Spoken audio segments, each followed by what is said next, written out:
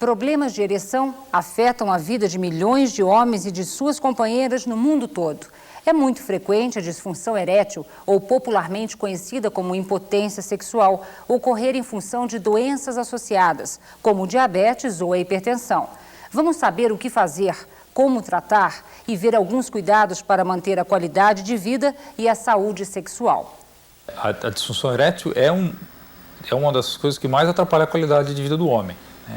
Todos os levantamentos que mostram a preocupação em relação à qualidade de vida mostram que para pelo menos 80% dos homens que têm disfunção erétil há uma necessidade de mudar isso. Segundo a Organização Mundial de Saúde, 20% da população mundial tem ou terá um distúrbio sexual em alguma época da vida.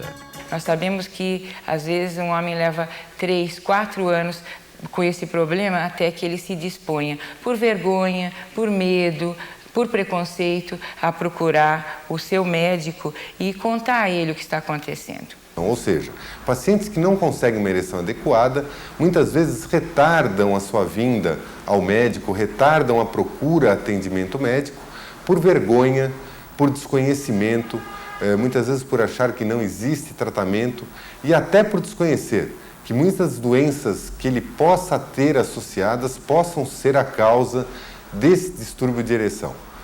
Um alerta: distúrbio de ereção é um sintoma igual a dor de cabeça, febre, dor na barriga e, portanto, deve ser tratado por médico e pode ser tratado por médico.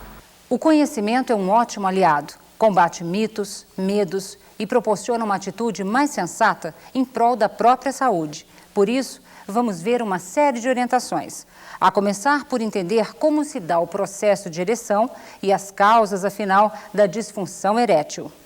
A ereção peniana é um processo multifatorial que envolve vários sistemas do organismo: sistema neurológico, sistema vascular e sistema hormonal. Então a ereção ocorre da seguinte maneira: o indivíduo tem um desejo sexual, tem uma erotização, que é iniciado por um estímulo central que ocorre no cérebro. A partir daí são sintetizadas várias substâncias que a gente chama de neurotransmissores, que vão atuar no pênis, fazendo com que haja uma dilatação das artérias penianas. Com isso, o sangue vai chegar dentro do pênis, que é composto por uma musculatura lisa, como se fosse uma esponja. O sangue chegando lá dentro, ele vai enchendo aquele compartimento até conseguir rigidez. A ereção, do ponto de vista orgânico, pode estar prejudicada pelo mau funcionamento de qualquer um dos sistemas que comandam a sua execução. As causas orgânicas são as mais frequentes em homens acima de 50 anos de idade. Antes, numa faixa mais jovem, predominam fatores psicológicos, porém, não é uma regra rígida. As mudanças trazidas pela modernidade da nossa sociedade, quais sejam mudanças alimentares, estresse, maior índice de acidentes por causa da automatização, máquinas em geral, mas principalmente carros, está fazendo com que haja um maior índice de aparecimento de disfunção erétil de causa orgânica numa população mais jovem, ao redor dos 40, 45 anos de idade. Vamos conhecer um pouco mais sobre algumas das principais doenças associadas à disfunção erétil. As principais doenças associadas à disfunção erétil incluem-se diabetes mellitus, hipertensão arterial sistêmica, as hiperlipidemias ou o aumento da gordura no sangue. Essas são as três principais anomalias ou doenças que podem comprometer a ereção do paciente. Também são considerados fatores de risco comuns para a disfunção erétil: esclerose múltipla, derrame cerebral, ansiedade e estresse, doenças renais ou hepáticas, depressão, distúrbios hormonais, entre outros. É importante lembrar que a disfunção erétil ela pode ser causada diretamente pela doença de base ou muitas vezes pelo tratamento dessa doença de base. Alerta! A disfunção erétil pode indicar a existência de algumas doenças. Portanto, não tome remédio antes de consultar um médico. A disfunção erétil é o primeiro sintoma de algumas doenças. A mais clara delas é o diabetes. 12% dos homens diabéticos que ficam impotentes, o primeiro sinal da diabetes é a impotência. O impacto que um fracasso sexual exerce na vida do homem é muito grande, em qualquer idade. A disfunção erétil por si só, ela já afeta a autoestima, a autoconfiança, a segurança do homem. Imagine, então, se associada a essa disfunção existir uma doença crônica, que pode ser tanto a causa quanto a consequência dessa disfunção. São diversas as repercussões que a disfunção erétil pode causar no dia a dia de um homem. A disfunção erétil começa, como não há dúvida, afetando a vida conjugal. Daí, ela pode ir tomando maiores proporções e comprometer a vida social, o trabalho. O indivíduo pode começar a não ter mais vontade de frequentar ambientes sociais, pode ter prejuízo no seu desempenho profissional. Por quê? Porque ele passa o tempo todo preocupado, o tempo todo envolvido com a ideia de que não tem um bom desempenho e, com isso, ele vem como consequência a impressão de que ele já não é mais tão viril como era e por aí várias decorrências que tem no aspecto profissional a disfunção erétil. Vale esclarecer, disfunção erétil não significa infertilidade ou incapacidade de atingir orgasmo ou ejacular. Um homem com disfunção erétil muitas vezes leva meses, anos para procurar ajuda, tratamento. Eu acho que fundamental é que assim que ele perceba que esse quadro se repete, essa situação se repete por algumas relações subsequentes, ele vá procurar ajuda na medida em que existem já recursos para minimizar e até para aliviar esse problema. Quanto mais tempo passa, pior. Quanto antes o problema for diagnosticado, melhores as chances de tratamento. Por isso, em caso de dúvida, procure logo ajuda médica. Vamos conhecer melhor algumas doenças associadas ao problema da disfunção erétil. A começar pelo diabetes, a doença sistêmica que mais causa impotência no homem moderno e que pode afetá-lo de 3 maneiras. A primeira maneira é o indivíduo que está começando a ficar diabético e ele não tem bem noção do que está acontecendo, ele tem um aumento da glicemia. Quando ele tem um aumento do açúcar no sangue, que é a glicemia, ele tem um mal-estar geral, todas as funções ficam um pouco deprimidas, inclusive a ereção. Então, mas isso é reversível, na hora que o indivíduo começa a tratar o diabetes, isso volta ao normal rapidamente. Atenção também deve ser dada à questão da neuropatia diabética, que é uma causa irreversível da disfunção erétil. A segunda possibilidade do diabético ficar impotente ou com disfunção erétil é que durante muito tempo, se ele mantiver a glicemia alterada, esse açúcar alto no sangue, o açúcar, entre aspas, corrói os nervos. Ele vai atrapalhando, é como se fosse um fio que precisa da capa para fazer a condução elétrica. Se você tirar a capa, o açúcar queima a capa do nervo. E aí o que acontece? Não consegue chegar um impulso nervoso até o lugar. Pelo menos 50% dos homens com diabetes vão sofrer de distúrbios da ereção. Isso se deve principalmente a problemas da inervação do pênis e da vascularização do pênis ou da circulação peniana que são comprometidos com a doença diabetes mellitus. A terceira possibilidade é que o diabético sabe que ele pode ficar impotente, que existe esse risco, e isso leva a uma ansiedade muito grande. A ansiedade leva à produção de adrenalina. Num determinado momento, se o indivíduo tem uma falha qualquer, porque ele está cansado, por algum motivo assim, ele já começa a dizer, olha, estou ficando impotente porque eu sou diabético. E aí começa a desencadear um problema psicológico. Porém, é importante ter claro que o risco de ter disfunção erétil aumenta em função do descontrole da doença de base. Então não é todo diabético que vai ficar impotente, mas é o diabético que não controla o seu diabetes. Isso é fundamental saber. O indivíduo que controlar a vida inteira o seu diabetes, a chance dele ficar com a disfunção erétil é praticamente do homem normal. A aterosclerose é outro fator muito importante na origem da disfunção erétil, principalmente em homens acima de 50 anos de idade. A aterosclerose nada mais é do que a obstrução de vasos menores por depósitos de placas dentro do vaso sanguíneo contendo gordura, contendo uma mistura de colesterol e outras gorduras. Essas placas fazem com que o sangue não flua adequadamente através desses pequenos vasos e, portanto, no caso do pênis, uma menor quantidade de sangue chega a ele e, portanto, a ereção fica prejudicada. A hipertensão arterial também pode estar associada à disfunção erétil. A hipertensão arterial ou a pressão alta pode levar à disfunção da ereção por dois motivos. Primeiro, pela própria pressão alta, que acaba também prejudicando a entrada de sangue no pênis, então seria também uma causa vascular de disfunção erétil. E também um outro fator associado seria o tratamento.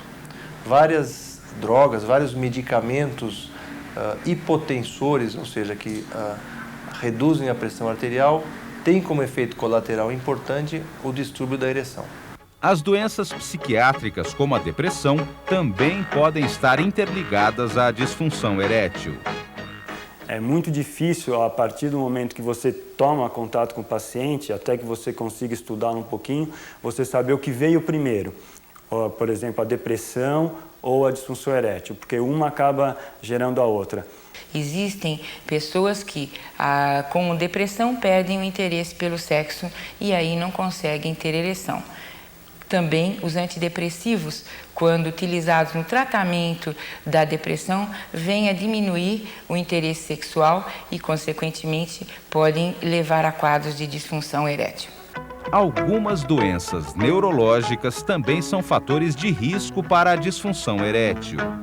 Algumas delas a nível do sistema nervoso central, como a doença de Parkinson, outras que afetam o sistema nervoso de uma forma geral, como a esclerose múltipla. As doenças degenerativas em geral também acabam causando disfunção erétil. Quer sejam as mais graves, como os cânceres avançados, que muitas vezes o paciente acaba tendo disfunção erétil, mas nem quer também, nem tem desejo sexual nenhum, ou mesmo as doenças autoimunes, aquelas mais crônicas e não tão graves, que também acabam levando a uma disfunção erétil. Distúrbios hormonais também podem prejudicar o processo de ereção.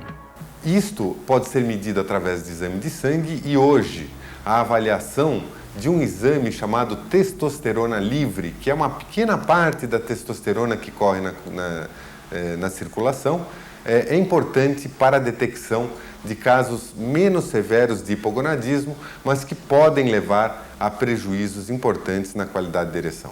Existem vários outros fatores de risco para a disfunção erétil, entre eles a obesidade. A obesidade não só predispõe a outros fatores predisponentes da disfunção erétil, como a hipertensão, como a ateromatose, como o diabetes, mas também a obesidade por si torna o indivíduo mais lento, que se sente com mais dificuldade para atividades esportivas e para atividades físicas, e entre elas a prática sexual. O cigarro é outro inimigo declarado da saúde do homem.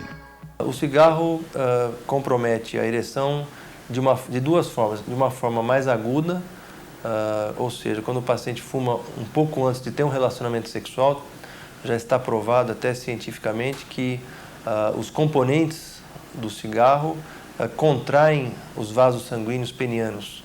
Então, prejudica o enchimento do corpo cavernoso naquele dado momento. E, cronicamente, como já é sabido de toda a população, prejudica também a circulação peniana. Vamos ver também uma orientação sobre os efeitos do álcool no desempenho sexual. O álcool, ele interfere na função erétil.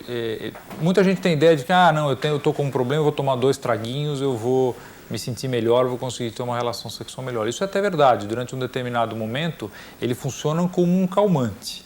Só que esse limite dele funcionar como um calmante para depois começar a causar problemas é muito estreito, é muito difícil controlar isso.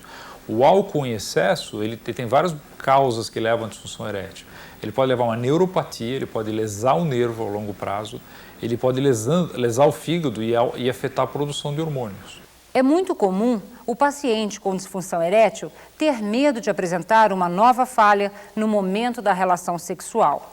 Esses pacientes são chamados de portadores de uma ansiedade de desempenho, ou seja, à medida que o desempenho sexual vai mal, eles na vez seguinte ficam com medo, com receio, com ansiedade de falhar, de fracassar num novo ato sexual, e nessa situação ele falha ainda mais, porque o estresse libera adrenalina, a adrenalina dificulta o relaxamento do corpo cavernoso e a ereção se torna então mais difícil. Isso é como uma bola de neve. A ansiedade de desempenho é um agravante da maioria das disfunções eréteis de causa orgânica. Como são diversas as causas específicas da disfunção erétil, o ideal é sempre consultar um médico. E é bom fazê-lo sem demora, sem resistências. A busca precoce de um tratamento da disfunção erétil vai beneficiar o homem de várias formas. Primeiro, ele vai ter o tratamento mais bem sucedido porque começou mais cedo. E segundo, porque a gente vai poder diagnosticar eventuais doenças de base ainda num estágio bem latente que nem chegaram a dar alterações muito importantes e, portanto, de mais fácil controle também. O processo de diagnóstico varia de acordo com o caso e as queixas de cada paciente, mas em todas as situações requer uma relação de confiança entre médico e paciente.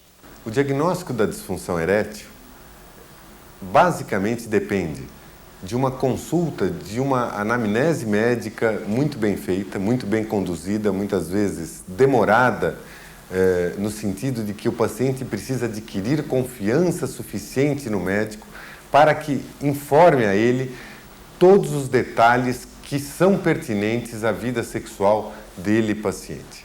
Após diagnóstico correto, é possível adotar um tratamento adequado que deve sempre ser prescrito e acompanhado pelo médico. Todo paciente que tem disfunção erétil associada a uma doença orgânica deve tratar os dois fatores, tanto a disfunção erétil como a doença associada. Por exemplo, o paciente diabético tem que tratar o seu diabetes, tomando insulina ou tomando qualquer medicamento oral e, por sua vez, também tratar a sua disfunção erétil, seja lá qual for a modalidade terapêutica adotada. A escolha do tratamento para a disfunção erétil deve ser feita em conjunto pelo médico e pelo paciente. Na escolha da melhor opção terapêutica, é muito importante o médico delinear quais são as taxas de eficácia, quais são as chances dele ter um bom resultado, assim como esclarecer quais são os efeitos colaterais. O tratamento da disfunção erétil pode ser feito através de medicação oral, comprimidos, injeções, cirurgias, prótese peniana. O aparecimento das drogas orais, das pílulas, principalmente o sildenafil, é sem dúvida uma revolução. Primeiro porque agora é a forma menos agressiva possível, né, de tratar a disfunção erétil, é um comprimido, nada melhor do que tomar um comprimido. E também porque houve um progresso muito grande no conhecimento da disfunção erétil gerada pela pesquisa em relação a esse remédio.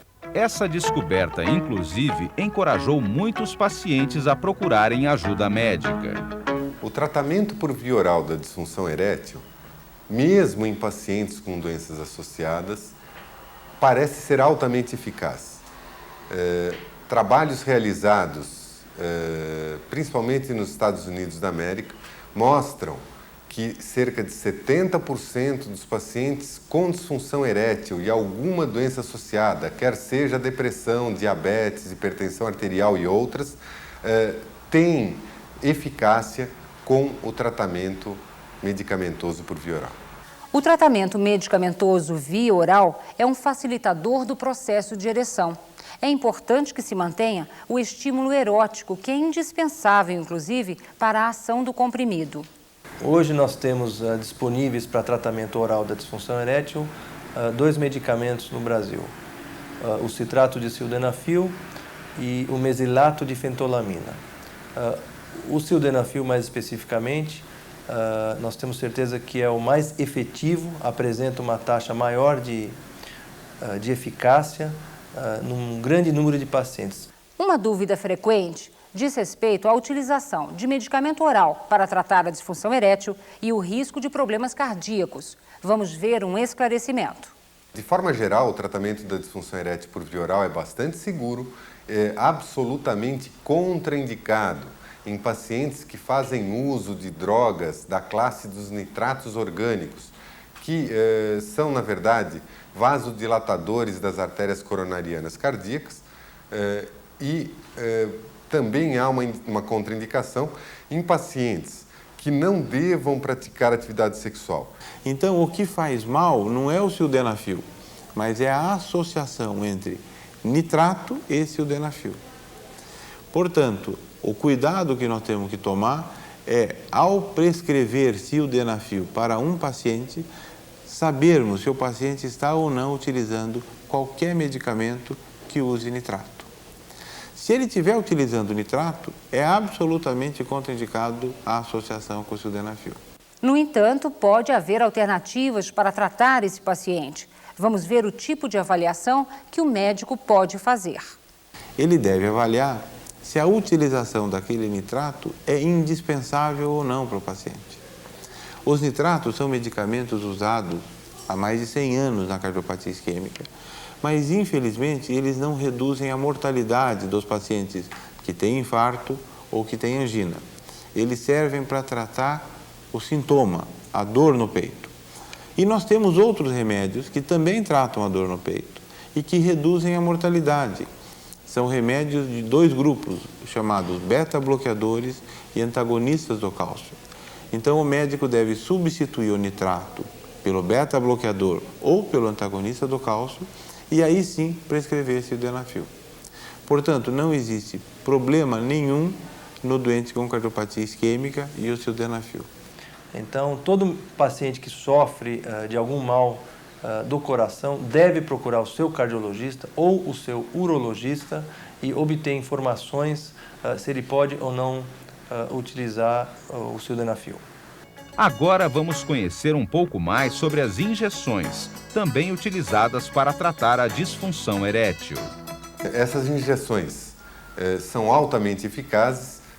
Basicamente, nós podemos dizer que existe um índice de resposta global ao redor de 80%, 90% dos pacientes, com o desconforto da necessidade de aplicar o medicamento no próprio pênis através de uma injeção. Os supositórios uretrais também são uma alternativa terapêutica para a disfunção erétil, com aplicação diretamente no interior da uretra do canal da urina. Agora vamos ver algumas orientações sobre cirurgias. A cirurgia, que seria a colocação de uma prótese peniana, ela fica reservada ou para aqueles pacientes em que nada mais funcionou, porque a colocação da prótese sempre funciona, não tem como dar errado, ou para aqueles pacientes que têm uma vida sexual, sentimental estável e não querem se sujeitar a um tratamento que muitas vezes vai se prolongar por 20, 30 anos. A outra cirurgia que a gente faz é basicamente corrigir as curvaturas penianas. Existem algumas doenças, algumas cicatrizes que formam no pênis que o indivíduo fica com o pênis curvo e atrapalha para a penetração. Isso chama doença de Peyronie. E muitas vezes a gente acaba operando esses indivíduos para corrigir essa curvatura. O tratamento hormonal exige cuidado redobrado. A reposição hormonal, ou seja, o tratamento através de hormônios, deve ser realizada apenas naqueles pacientes que têm diminuição do hormônio testosterona no sangue. Então, isso corresponde hoje a menos de 5% das causas de disfunção da ereção. Entretanto, um alerta. A administração de testosterona em pacientes que não necessitam desse tipo de tratamento não levam a qualquer melhora na qualidade da vida sexual do paciente e, pior, podem incorrer em maior risco de outras doenças, como o aparecimento do câncer prostático. A maioria dos pacientes com disfunção erétil apresenta comprometimento ou distúrbios na esfera emocional. Por vezes, é negligenciada a questão emocional. O homem imagina que só o aspecto físico deve ser cuidado. Mas nós sabemos que, muitas vezes, fisicamente, o homem se recupera e, mesmo assim, a disfunção continua. Aí fica patente, fica evidente a questão da emoção interferindo no desempenho sexual. Para lidar com o aspecto emocional, pode-se lançar mão da psicoterapia de curta duração. são processos que têm 3, 4 meses de evolução e durante esse tempo a questão emocional que trouxe o paciente a procurar o profissional é abordada de forma direta e bastante objetiva. Não demanda anos e anos de acompanhamento, uma vez que é uma terapia do tipo focalizada. Nunca interrompa o tratamento de uma doença de base. É um risco. Essa atitude pode abreviar não só a qualidade, mas a quantidade de vida do paciente. É vital, portanto, o tratamento conjunto da doença de base e da disfunção erétil. E nesse processo, a mulher, a companheira, pode ajudar muito. A disfunção da ereção hoje deve ser encarada como um problema conjugal ou do casal. Assim como hoje a gente sabe que, vamos dizer, infertilidade é um problema do casal, a gente sabe que a sexualidade depende tanto do fator masculino como do fator feminino. A mulher que minimiza a questão ou aquela que assume a culpa não está ajudando. A mulher que ajuda é aquela que está ao lado, que toma contato com o problema e que incentiva esse homem a procurar um tratamento. Prevenir a disfunção erétil também é possível. Para isso, é preciso que estejamos dispostos a adotar hábitos saudáveis e, se for preciso, promover mudanças na atitude do dia a dia. Nem sempre é fácil, mas sempre vale a pena. Veja algumas dicas. Evitar a obesidade. Evitar a pressão alta. Não fumar. Evitar excesso de bebida alcoólica. Combater o estresse. E sempre que existir uma doença de base, procurar tratamento e fazer esse tratamento de uma forma bastante contínua e controlada. O conhecimento ajuda a esclarecer dúvidas. Procure obter mais informações no núcleo de saúde de sua cidade e anote algumas dicas. Projeto Sexualidade do Hospital das Clínicas da Faculdade de Medicina da Universidade de São Paulo. Telefone 0800 162 044.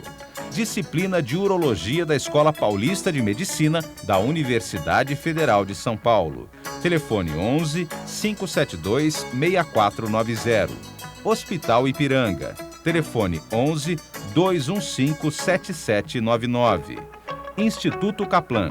Telefone 0800 552533. Departamento de Urologia do Hospital do Servidor Público Estadual. Telefone 11 5088 8000. Com um tratamento adequado, o homem pode, mesmo com uma doença associada, solucionar ou minimizar o problema da disfunção erétil e se sentir mais liberado, mais inteiro, inclusive para aprender a observar os próprios sentimentos e os de sua parceira e ser assim mais feliz na atividade sexual, que de preferência deve conter alguns ingredientes: amor, respeito